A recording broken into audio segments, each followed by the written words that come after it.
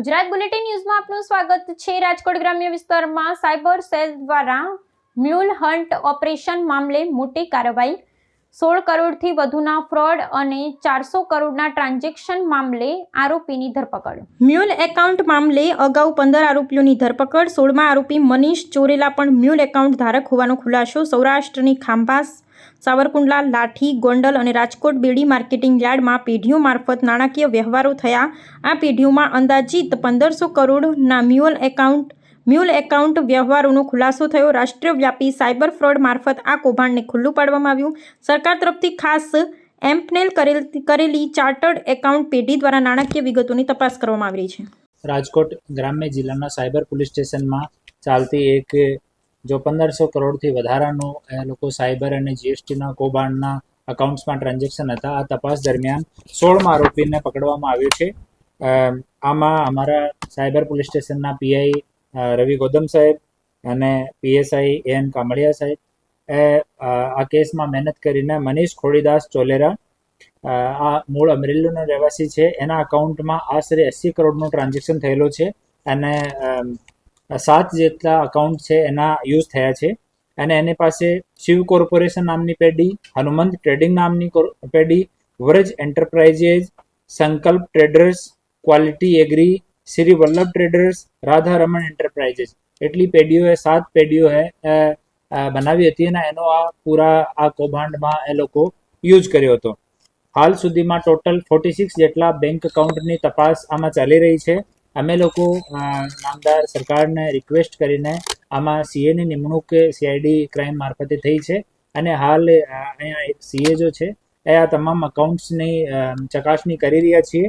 આમાંથી 250 જેટલા ટ્રાન્ઝેક્શન જો છે એના અમે ફર્ધર ડિટેલ માંગ્યા છે જે બેંક તરફથી આવવામાં બાકી છે। આ 16 આરોપીઓમાંથી તમામ આરોપીઓ જે છે જ્યુડિશિયલ કસ્ટડીમાં છે। હાલ કોઈને પણ બેલ મળી નથી અને આ કેસની તપાસ હાલ ચાલુ છે। ટોટલ 1930 ઉપર 219 જેટલી આમાં ફરિયાદો થઈ છે અને ગુજરાત પૈકી 21 ફરિયાદો છે જેમાંથી 2 કરોડ 94 લાખ રૂપિયાનો સાયબર ફ્રોડ આમાં રજીસ્ટર્ડ છે।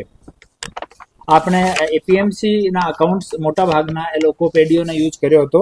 એક ગોંડલની એપીએમસીની પેઢીઓ છે, બેડી રાજકોટની એપીએમસીની પેઢીઓ છે, આંબા અમરેલી, સાબરકુંડલા અમરેલી અને લાઠી અમરેલી અહીંયાની જો પેઢી છે એનો આ પૂરા કૌભાંડમાં યુઝ થયો છે।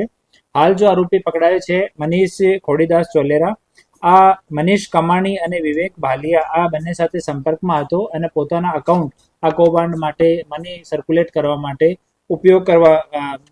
એનો ઉપયોગ થયા હતા।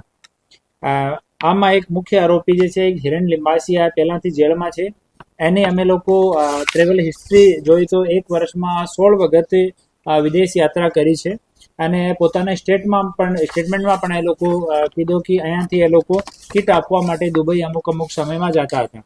તો આની અમે ફરીથી કસ્ટડી માંગવા માટે નામદાર કોર્ટમાં રિક્વેસ્ટ કરી છે અને 1-2 આરોપી એમાં ઓર બાકી છે જેની તપાસ હાલ અમારી ટીમ કરી રહી છે અને સીએનો ફાઇનલ રિપોર્ટ આવ્યા પછી કન્ફર્મ આંકડો જો કેટલો રૂપિયાનો કૌભાંડ છે એની ખબર પડશે, પણ 1500 કરોડનો વધારાનો કન્ફર્મ ટ્રાન્ઝેક્શન આ તમામ અકાઉન્ટ્સમાં થયો છે।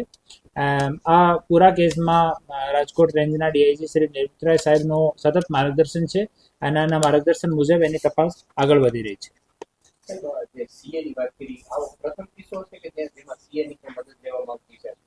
નહીં, અમુક કિસ્સાઓમાં જ્યારે પણ થોડો કોમ્પ્લિકેટેડ ટ્રાન્ઝેક્શન્સ હોય ત્યારે એક આપનું પરિપત્ર છે સરકારશ્રીનું જે મુજબ આપણે રિક્વેસ્ટ કરી શકીએ કોઈ પણ જિલ્લામાંથી તો સીએની ફાળવણી થઈ જાય છે।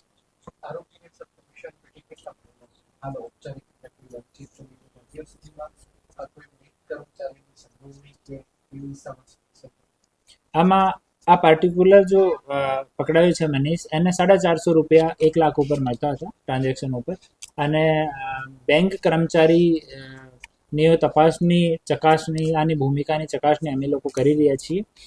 અમુક સ્ટેટમેન્ટ્સમાં અમુક વસ્તુઓ સામે આવી છે, એની તપાસ હાલ ચાલુ છે। એક વખત આની તપાસ કન્ક્લુડ થઈ જાય એના પછી આપને આની ઇન્ફોર્મેશન આપવામાં આવશે।